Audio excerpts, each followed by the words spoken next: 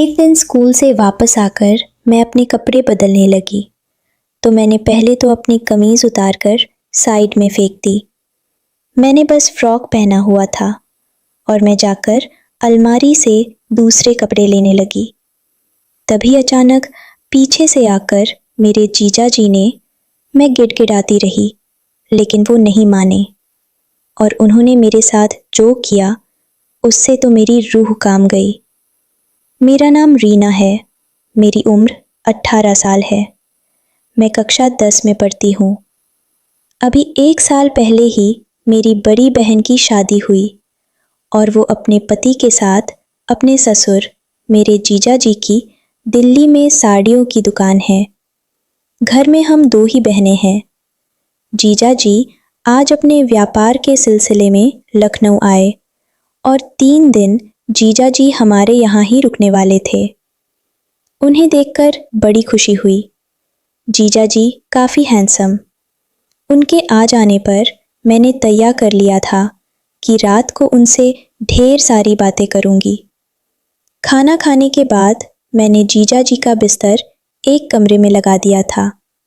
खाना खाने के बाद मैं उनसे बातें करने के लिए उनके कमरे में आ गई। तब वो एक गाना सुन रहे थे।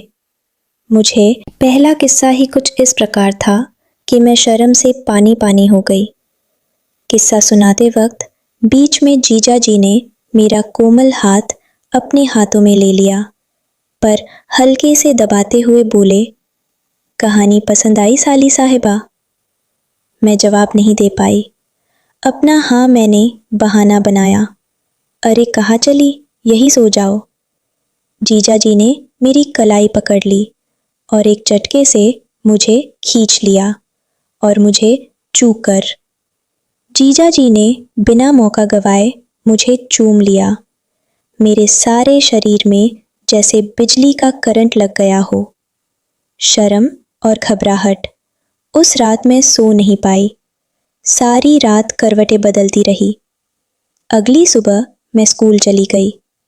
मेरा सामना जीजा जी से नहीं हुआ और ना ही मैं उन्होंने सामना किया था। दोपहर को मैं स्कूल से लौटी तो माँ घर पर नहीं थी। मुझे याद आया, आज 4 तारीख घर में पूरा सन्नाटा था और जीजा जी अभी घर से बाहर गए थे।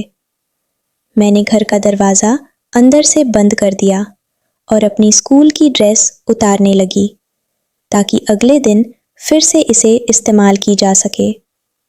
मैंने अपनी कमीज़ उतार दी और अंदर जो पहना था उसे भी। चीखना मत साली साहिबा, मैं तुम्हारा जीजा जी हूँ। चिल्लाओगे तो मेरी बदनामी हो जाएगी। और मेरे मुंह पर अपनी हथेली हटा ली। छोड़िए, मैं कांपते हुए बोली, ये गलत बात है जीजा। जीजा जी बोले, मैं तुम्हारे लिए तभी से तड़प रहा हूँ जिस मैंने जीजा जी से रिक्वेस्ट की। जीजा जी ने कहा, तुम्हारी जवानी देखने को तरस रहा हूँ मैं। आज मुझे इस कच्ची गली को जी भर कर देख लेने दो। ये कहते हुए जीजा जी ने मेरे ऊपर हाथ रख दिए और सहलाने लगे। मेरी सांस उखड़ने लगी थी और मुझे शर्म आ रही थी और मेरे हाथ पाँव कांपने लगे थे। दोनों की सांसें तेज हो रही थी। जीजा जी कहने लगे कि मैं जानता हूँ तुम भी मुझसे प्यार करती हो और इसमें तुम्हारी भी मर्जी है। और ये कहते हुए उन्होंने मुझे अपनी ओर खींच ली। लेकिन फिर मैंने सोचा, प्यार करना कोई गुनाह नहीं है। अगर जीजा जी मुझसे प्यार करते हैं, इसमें मेरी क्या गलती है? बस यही सोचकर मैं भी जीजा जी से लिपट गई। फिर मैं और जीजा जी हम एक हो गए। मुझे ऐसा लग रहा था जैसे मेरी सारी तमन्ना, जिसे ये पता चल रहा था कि वो हमारे एक होने से बहुत खुश है। मैं भी उनके प्यार में डूब चुकी थी, मगर ये जाने कि अगर दीदी को पता चलेगा तो पता नहीं क्या होगा। फिर मैंने सोचा कि जो होगा देखा जाएगा। अब इस तरह से मैं और जीजा जी बस यही सोचते सचते सुबह हो गई।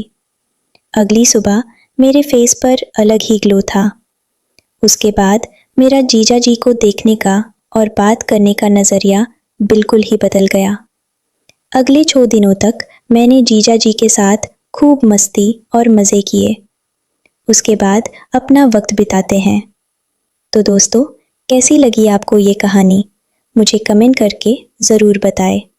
अगर अच्छी लगी हो तो प्लीज़ लाइक कीजिए, शेयर कीजिए और सब्सक्राइब करना बिल्कुल भी ना भूलें।